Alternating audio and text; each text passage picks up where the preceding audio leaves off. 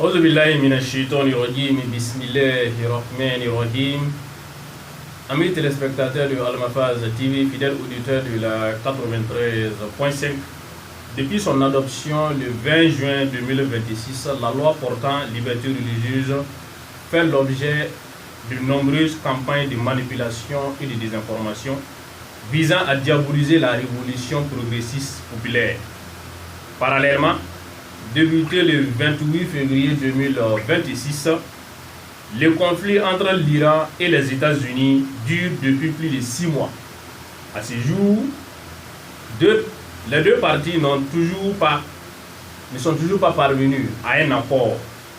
Dans ce contexte marqué par la guerre informationnelle, pour cette édition Faso Djokene, nous vous proposons une analyse approfondie de l'actualité.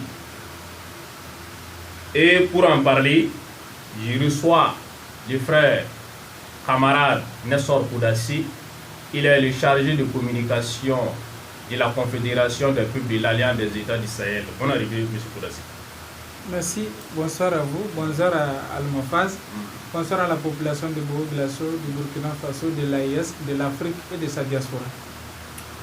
Alhamdulillah Rabbil Alamin, amis téléspectateurs de Al-Mafaz TV, fidèles auditeurs de la 93.5, comme je vous l'annonçais, depuis son adoption le 20 juin 2026, la nouvelle loi portant liberté religieuse fait beaucoup de manipulation et de désinformation par les valets locaux, certains valets locaux visant à diaboliser la révolution progressiste et populaire. Alors, M. Koudassi, quel constat faites-vous donc de cette campagne de manipulation? Merci pour la parole. Je pense que cette campagne, ce n'est pas une surprise. Je pense que le camarade président, capitaine Ibrahim Traoré, lui-même l'a dit le 16 juillet à Ouaïguia, que ce qu'il est en train de dire à partir de Ouaïguia, le plus dur est devant. Et quand il dit le plus dur est devant, ça fait partie de ces manipulations et autres. Et il faut reconnaître que nous sommes dans un monde qui fait... Il y a deux camps. Il y a le camp de la vérité et il y a le camp des mensonges. Et le camp de la vérité, c'est Dieu. Et le camp du mensonge, c'est ce que nous appelons communément Soutan. Et d'autres appellent en français que Satan. Et tout le monde connaît que le père du mensonge, c'est Satan. Donc naturellement, si lui il est là, il va encore essayer d'avoir des adeptes, des ignorants, des innocents qu'il va manipuler. Et c'est à nous aussi de travailler à éclairer pour que la vérité triomphe. Et je pense que c'est ce que la radio Al-Mafaz est en train de faire.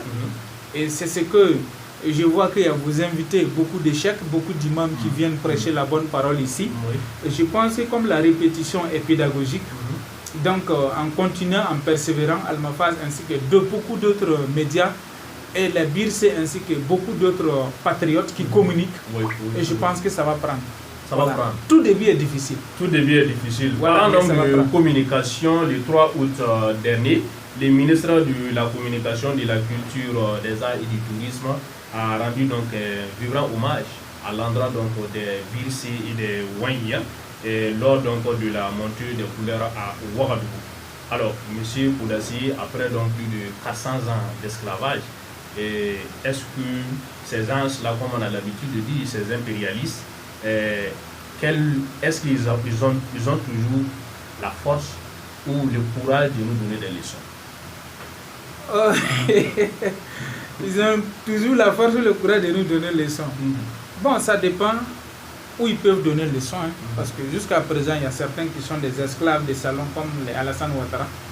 Donc peut-être là-bas, ils peuvent donner des leçons. Je me rappelle quand les RFI et Jeune Afrique ont été chassés et France 24 du Burkina,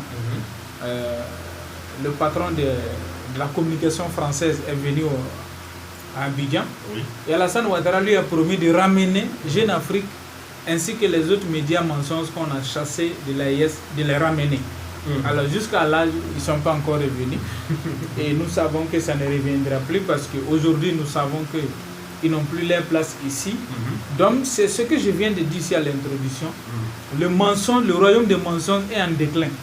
Mais ils ne vont pas disparaître comme ça, ils vont continuer toujours à débattre. Et c'est normal. Parce que quand un empire atteint son apogée, il va vers le déclin. Donc l'empire des mensonges atteint le sommet. C'est normal qu'il aille vers le déclin. Et c'est normal aussi qu'il résiste. Donc ils vont essayer de résister. Mais sachant bien que la vérité n'a pas besoin d'avocat, naturellement, les bourses n'ont pas une source de financement. Souvent même, on n'a pas de mégas. On est obligé de négocier les Wi-Fi des voisins ou bien des amis. Souvent, on fonctionne en mode gratuit.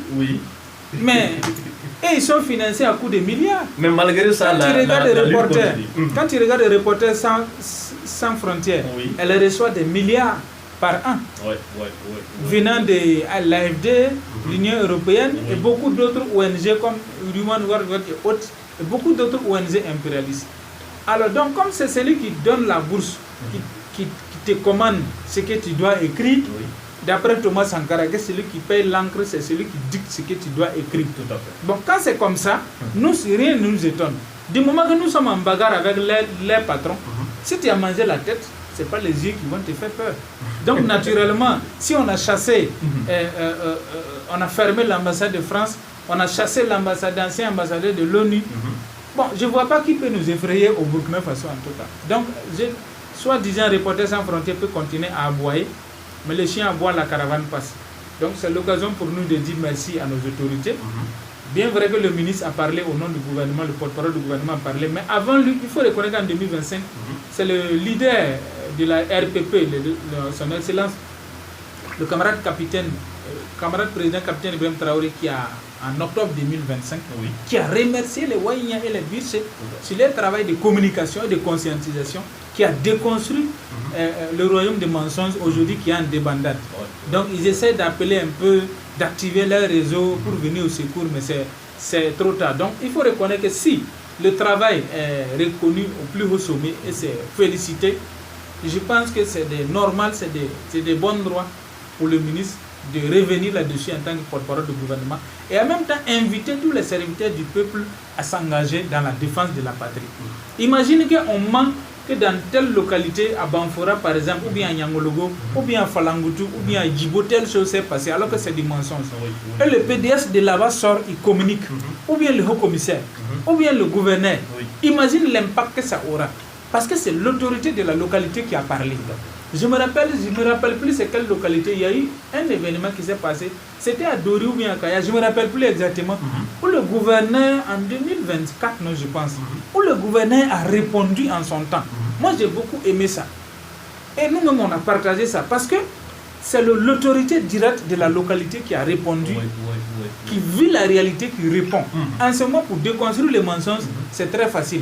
Mais si à chaque fois c'est l'autorité centrale à Ouaga ou le porte-parole du gouvernement qui doit sortir, répondre à tout ce qui se passe, peut-être à Kouéré, à Batié, à Djigwe, à Falangutu, à Diapaga, bon, c'est bien trop. Bon, maintenant, le responsable de la localité, que ce soit du département, de la province, de la commune, de la région, lui, son rôle maintenant, c'est quoi? Donc, les chargés de mission dans ces institutions-là doivent commencer maintenant à jouer leur rôle. Il ne faut pas qu'ils vont rester là seulement, faire les reportages des cérémonies, ils sont assis. Alors qu'il y a des localités qui peuvent faire 1 mois, 2 mois, il n'y a pas de cérémonie.